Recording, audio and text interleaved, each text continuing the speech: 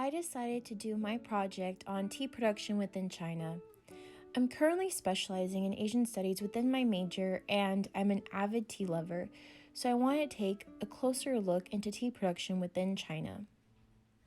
As an artist, I decided to paint for this video a traditional scene of women cultivating tea in the tea plantations within China.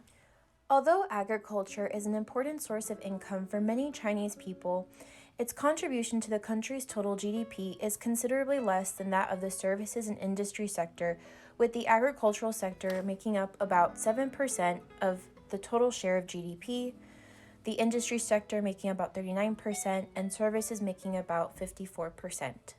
The majority of China's cultivated land is used for food production.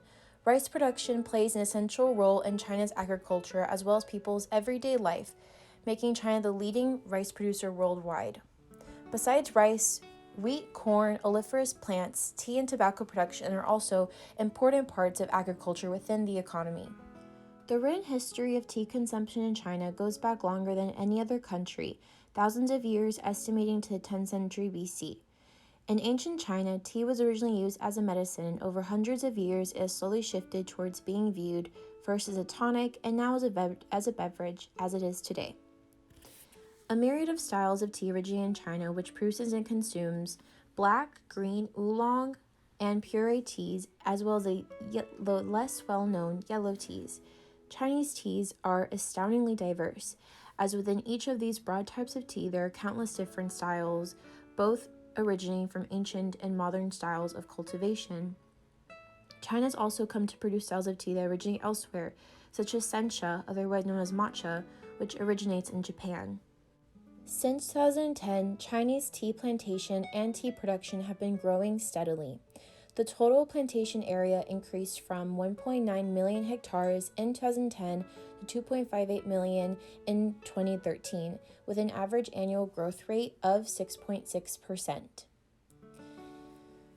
The industry produced about Affected by domestic 1.8 consumption million metric habits, tons green of green tea has tea long in been the major 2019. product in the Chinese tea industry.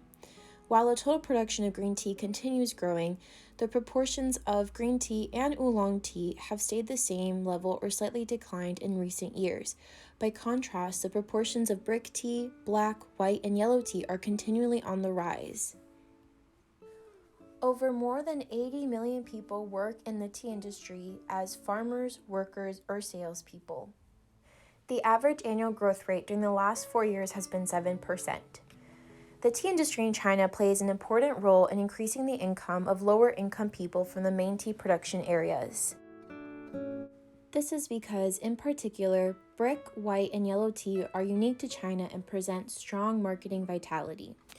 However, despite the production proportion of green tea has overall declined, it is still the major exporting tea production product in China.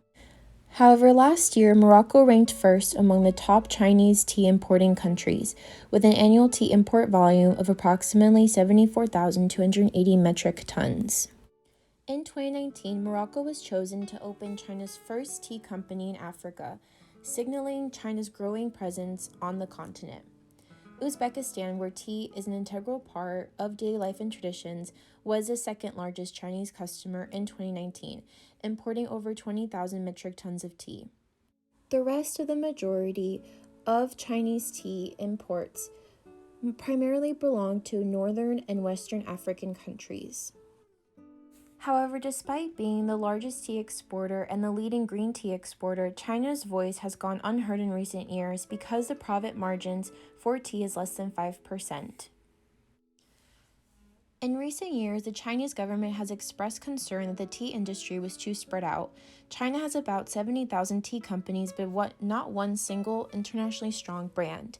There's a widely known saying that goes, 70,000 Chinese tea companies are equal to one Lipton in terms of turnover.